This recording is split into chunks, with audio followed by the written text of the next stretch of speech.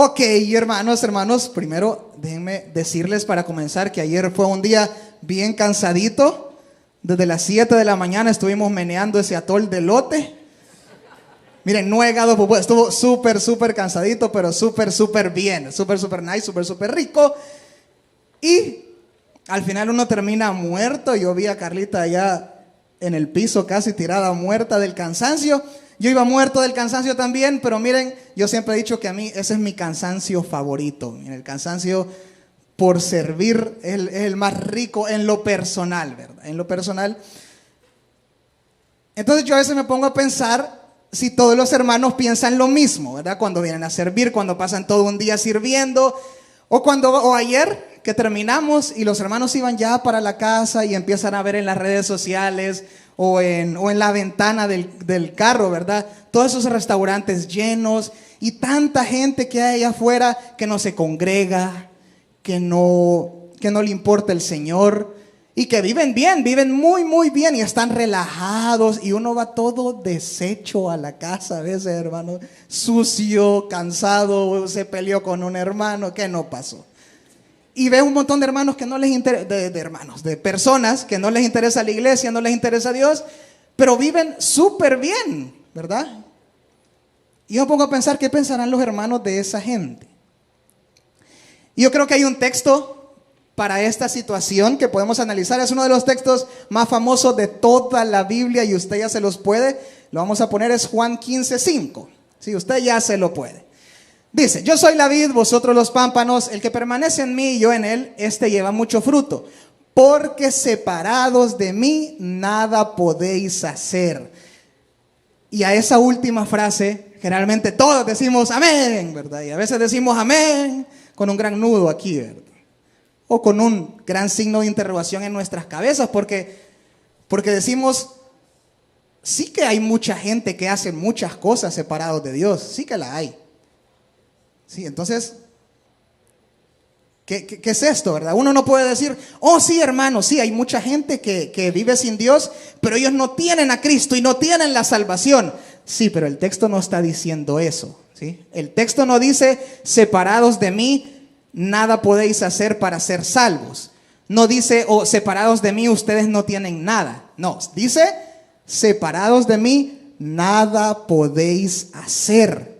Entonces, ¿por qué vemos tanta gente que sí que hace cosas separados de Cristo? Bueno, la clave es muy sencilla, muchos de ustedes ya lo saben. Para entender un texto hay que leer solo un poquito más a veces, ¿verdad? Entonces vamos a ir al versículo 4. Vamos a ir al versículo 4. Dice: permaneced en mí y yo en vosotros. Como el pámpano no puede llevar fruto por sí mismo si no permanece en la vid, así tampoco vosotros si no permanecéis en mí. Siguiente versículo. Yo soy la vid, vosotros los pámpanos. El que permanece en mí y yo en él, este lleva mucho fruto, porque separados de mí nada podéis hacer. Ahí el texto de lo que está hablando es de los frutos, ¿verdad? Amén. Separados de Cristo no podemos hacer nada para dar fruto. De eso está hablando el texto. Pero ¿cuáles frutos? Bueno, obviamente cuando usted, le voy a poner un ejemplo, cuando usted ve un árbol de aguacate, hermano, ¿qué espera que ese árbol le dé? Aguacate. Cuando usted ve un árbol de naranja, ¿qué espera que le dé? Cuando usted ve una mata de marihuana, no, eso no era. Pero me entiende, ¿verdad? Me entiende. ¿Qué espera que le dé el árbol? El fruto que le corresponde. Y eso pasa porque esa es la naturaleza del árbol, ¿verdad? Dar ese fruto. Entonces, en este caso, la vid o el árbol es Cristo. Y nosotros somos las ramas. Entonces, nosotros que tenemos que reproducir los frutos de Cristo. Sí, los frutos que Él dice que tenemos que dar. La Escritura habla de varios tipos de fruto que vienen de Dios. Por ejemplo, en Mateo 3 dice, den frutos dignos de arrepentimiento, ¿verdad? Eso lo hemos oído muchas veces, es un tipo de fruto. Y el mundo allá afuera tiene cierta idea de esto. Hay un podcast muy famoso dirigido por Joe Rogan. No sé si algunos de ustedes ya lo han escuchado. Es de los podcasts más famosos del mundo. En ese podcast él estaba con un invitado hablando de lo podrido que estaba el mundo. Mira, estaban hablando de todo, de todo. Y Joe Rogan es agnóstico, no es cristiano ni creyente. Y a él le preguntan, ¿no crees tú que tiene que haber algún tipo de campo de valores que pueda orientar a la gente hacia las cosas que importan, a distinguir el bien y el mal, a ser más morales, todo eso? ¿No crees que tiene que haber algo? Y Joe Rogan le responde, bueno, le dice, y cito justo como él lo dijo. Bueno, dijo, desafortunadamente el problema de vivir en una sociedad secular y vivir en una sociedad en la que muchas personas son ateas y en la que supuestamente no hay ningún sistema de creencias, el problema es que sí te encuentras con un sistema de creencias.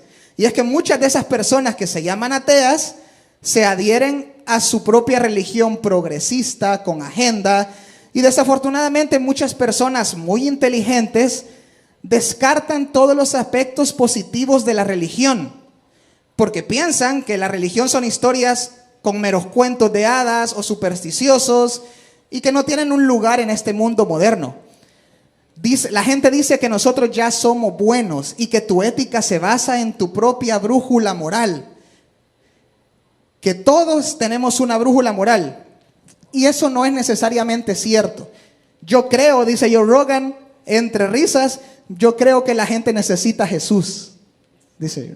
Y lo dijo entre risas, lo dijo bromeando, su invitado se rió.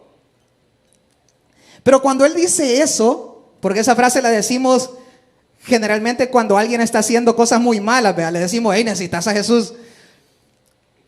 Y aunque lo dijo de una manera como en son de broma, ustedes pueden ver en el tono de su voz que en el fondo sí habla en serio. O sea, en el sentido que si todos siguieran a Jesús, este sería un mundo mejor. La gente allá afuera no da frutos. Esa es una de las cosas que no puede hacer. No da frutos dignos de arrepentimiento.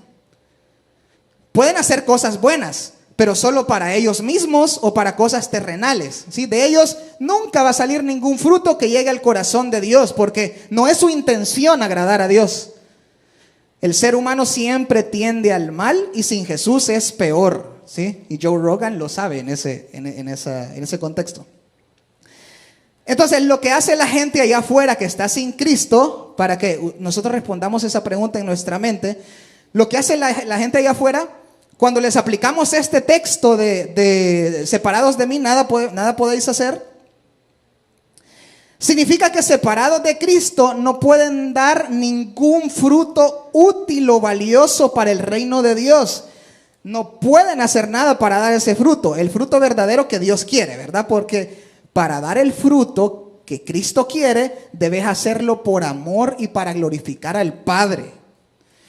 Y la gente de allá afuera no piensa en ninguna de esas cosas. Por muchas cosas buenas que hagan ellos, esos frutos no son para la gloria de Dios. Por lo tanto, esas obras o frutos son superficiales, incompletos, pasajeros y la mayoría de veces egocéntricos. Ellos no son parte de esa vid, de ese árbol. Así que no pueden dar nada de Cristo porque no están atados a Cristo. ¿Sí? A eso se refiere. Ahora, eso es con respecto a la gente de allá afuera. Pero vamos a ser un poquito más específicos. Quiero que vuelvan a ver el texto. Versículo 5. Dice, yo soy la vid, ¿y quiénes son los pámpanos? O sea que ¿a quiénes les está hablando? ¿A creyentes o a no creyentes? Podemos aplicar ese versículo de alguna manera a la gente de allá afuera, ¿verdad? Pero aquí les está hablando a los creyentes, a nosotros. Otra vez, volvamos al versículo 4. Así como ninguna rama puede dar fruto por sí misma, sino que tiene que permanecer en la vid, así tampoco ustedes pueden dar fruto si no permanecen en mí. Ahí nos está diciendo que si no permanecemos en Él, no vamos a dar fruto, ¿verdad? ¿Está clarito hasta ahí? Pero también ahí implícitamente nos está diciendo que para un creyente es posible no permanecer en Él. Si nos dice que permaneciendo en Él vamos a dar fruto, eso quiere decir que no permaneciendo no vamos a dar fruto, o sea, no vamos a estar en ese estado. O sea, ese estado de no permanecer en Cristo existe para un creyente. Un pastor hacía esta analogía para que entendamos un poquito mejor lo que quiero decir. Cuando un hombre y una mujer se unen en matrimonio, dice la palabra que son una sola carne, ¿verdad? Se funden en uno solo. Pero solo porque pasaron por ese momento en el que se unieron, no quiere decir que están cerca y en intimidad constante, ¿verdad? Eso es algo que se desarrolla durante toda la vida hasta la muerte. Solo porque te uniste en una sola carne con una mujer, con un hombre en un momento, no quiere decir que estás permaneciendo en el amor de tu pareja, ¿verdad? Eso lo vas a demostrar toda tu vida. Nosotros debemos depender de Cristo día tras día como la rama depende de la vid. Sin vid no hay rama. Tenemos que estar conectados con Él. Y no estamos hablando de estar todos los días en la iglesia y en todos los eventos de la iglesia. Usted venga, usted hágalo, ¿verdad? Porque eso es parte de su fruto. Que usted lo haga de corazón, ese es su fruto, ¿sí? Pero permanecer en Cristo es otra cosa. Una cosa es estar posicionalmente en Cristo. Y otra muy distinta es mantenernos cerca de Él, en intimidad con Él, en comunión con Él momento a momento. Son dos cosas bien diferentes. En el caso de Cristo, ¿verdad? Con la lectura de su palabra, amando al prójimo, con una vida de oración. Así permanecemos en Cristo. Y para darles un ejemplo, con respecto a la vida de oración, hay un texto bíblico que quiero mostrarles que a mí me encanta con respecto a la vida de oración. Está en Nehemías capítulo 2 versículo 3. Quiero que lo vean conmigo. Dice, y dije al rey, para siempre vive el rey. ¿Cómo no estará triste mi rostro cuando la ciudad casa de los sepulcros de mis padres está despierta y sus puertas consumidas por el fuego? Versículo 4. Me dijo el rey, hay una conversación ahí, ¿verdad? Entre un rey y Nehemías. Me dijo el rey, ¿qué cosa pides? Entonces, esta es la clave, mire. Entonces oré al Dios de los cielos. Siguiente versículo. Y dije al rey. Vamos a pararlo hasta ahí. Quiero que vea eso. Él estaba teniendo una conversación y en cuestión de un segundo, él oró a Dios. En medio de la frase. El rey le preguntó algo. Dice que oró a Dios y le respondió. Y yo no creo que el rey haya preguntado y Nehemías, espérame rey que estoy orando. O sea, no, ¿sí? Hay una oración, hay una conexión especial ahí entre Nehemías y Dios, que en un instante Nehemías le dice, Señor, ayúdame, o Señor, dame la sabiduría para responderle al rey. Ok, rey, aquí va. Ese nivel de vida de oración, eso es lo que tenemos que aspirar, a permanecer en Cristo constantemente. Yo en escuela bíblica hablamos de esto, con los chicos les estamos enseñando la importancia de orar. Y les poníamos el ejemplo de Noelito, que yo les decía, imagínense que Noelito estuviera a punto de hacer una carrera, les decía yo, a punto, en la línea de salida, faltan minutos o segundos para correr. Imagínense Noelito estuviera aquí. Ok, Señor, ayúdame, esta va por ti, Señor, ayúdame, dame las fuerzas, que sea tu voluntad. Y ¡pah! El disparo de salida. Esa es una oración, ¿sí? Eso muestra una relación entre Noelito y el Señor, porque el Señor ahí está, presente para Noelito, ¿sí? Constantemente. Por ejemplo, usted puede decir, ay Señor, ahí viene el hermano o hermana que me cae mal, ayúdame Señor. Hermano, ¿qué tal? Dios le bendiga, ¿cómo está? ¿Sí? Y usted tratar de limar todas esas asperezas, pidiéndole ayuda al Señor. ¿Tuviste una buena conversación con alguien en algún momento? ¿Se va esa persona? Gracias Señor por permitirnos esta conversación tan rica. Te toca caminar a algún lado o comer solo en algún lado. Señor, ¿cómo estoy manejando mi familia? Ayúdame, mis finanzas, mis hijos, mi testimonio. Quiero pensarlo por un momento y te pido que me ilumines. Quiero, mientras voy caminando, mientras estoy comprando, Señor, ayúdame, ¿lo estoy haciendo bien?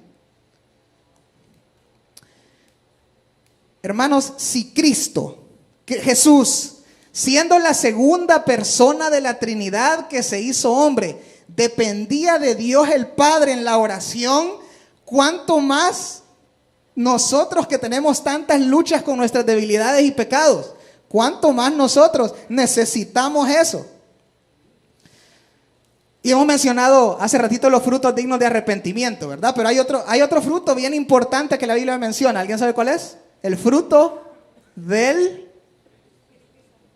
el fruto del Espíritu. Usted ya lo conoce, ¿verdad? Pero igual lo vamos a ver. Está en Gálatas.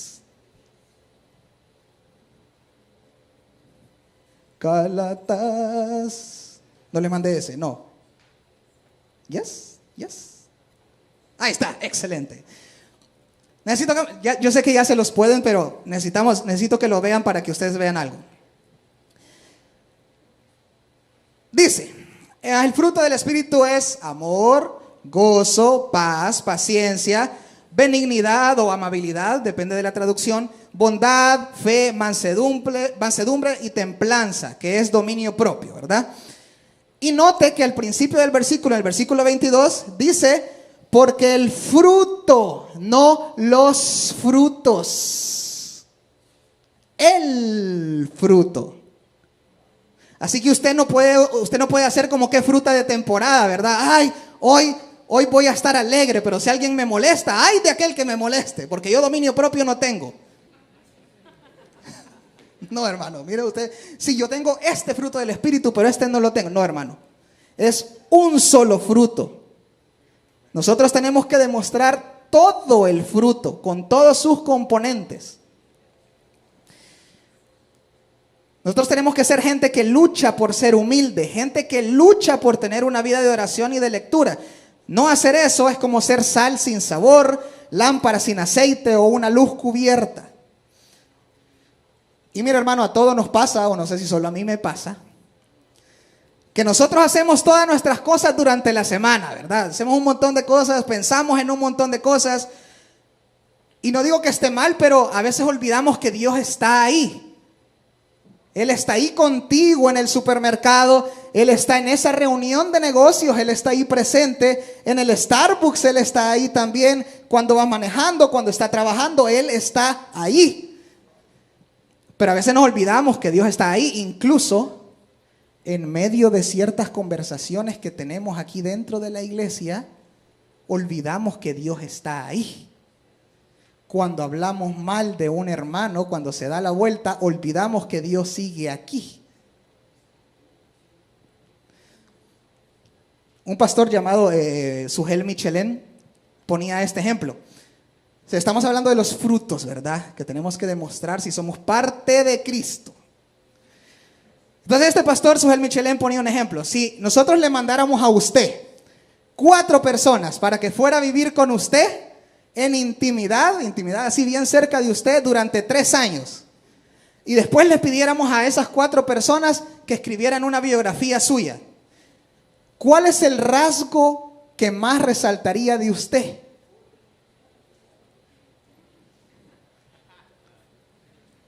Tres segundos para pensar. ¿Sí?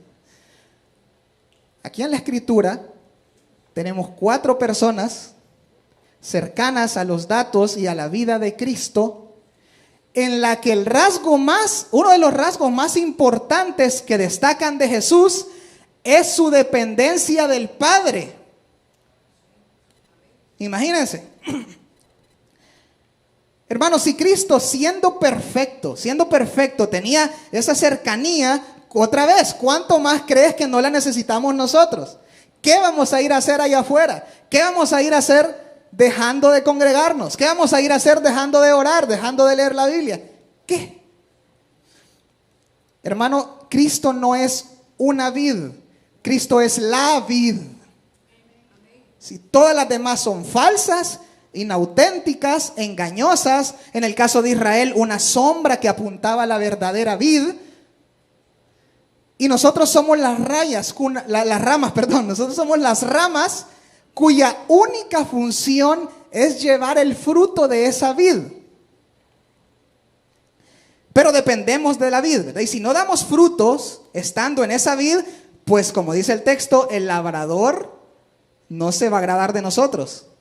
Pero si el labrador se agrada de nosotros, dice el texto, él nos va a limpiar, a podar, como dice el versículo 2, posiblemente con pruebas y enseñanzas, nos va a podar y hacer lo necesario para que sigamos dando más frutos, dice el versículo. No para que nos quedemos dando el mismo fruto, para que demos más fruto. Entonces, ¿es cierto que sin Cristo nada podemos hacer? Pues sí, nada útil. Nada que valga la pena de verdad. Sin Cristo no podemos hacer nada que de verdad valga la pena en esta vida. Hermanos, no existen atajos para una vida cristiana fructífera, ¿sí? Es difícil. Hay cosas que incluso el pastor ha dicho que con todos sus años de ministerio él sigue aprendiendo. Hay que seguir. Y hay que hacerlo con ánimo, hermano, porque nuestra mirada está puesta en parecernos a la persona que más nos ama en todo el universo.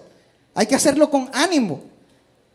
Mira, Satanás no le interesa lo que usted cree que hace por el reino, siempre y cuando usted no mantenga una comunión con Dios. De ahí a Satanás le tiene sin cuidado que usted se venga a fajar todo el domingo, todo el sábado, toda la semana sirviendo si usted no tiene una comunión con Dios. Como dice el texto, ¿querés permanecer en Cristo? Pues tu palabra debe permanecer en ti. Su palabra debe permanecer en ti. No leamos la Biblia para buscar algún favor de Dios, ¿verdad? Así que, ay, Señor, mira, son las 3 de la mañana y estoy leyendo el Salmo, ¿sí? No le digo que está mal hacerlo. Lo que cuenta es la intención. ¿Por qué lo está haciendo usted a las 3 de la mañana? Usted le puede decir, mira, Señor, hoy te leí más capítulos que ayer, espero mi bendición hoy.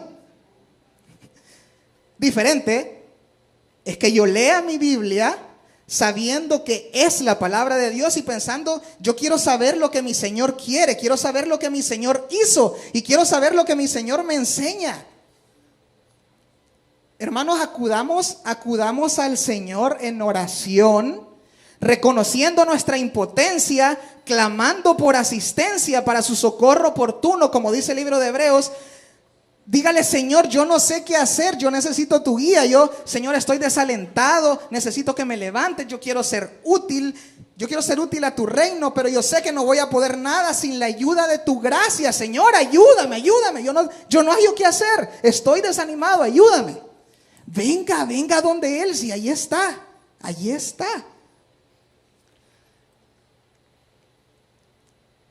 Usted puede decirle cosas como, Señor, he escuchado tantos malos comentarios míos,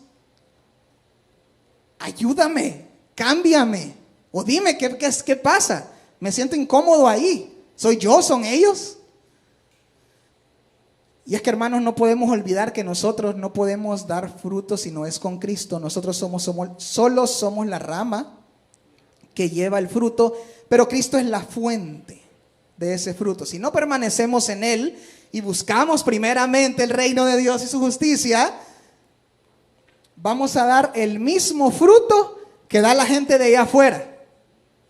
Si no permanecemos en Él, vamos a dar el mismo fruto que los inconversos, guiados por sus deseos y pecados, frutos vacíos, incompletos, egocéntricos y temporales.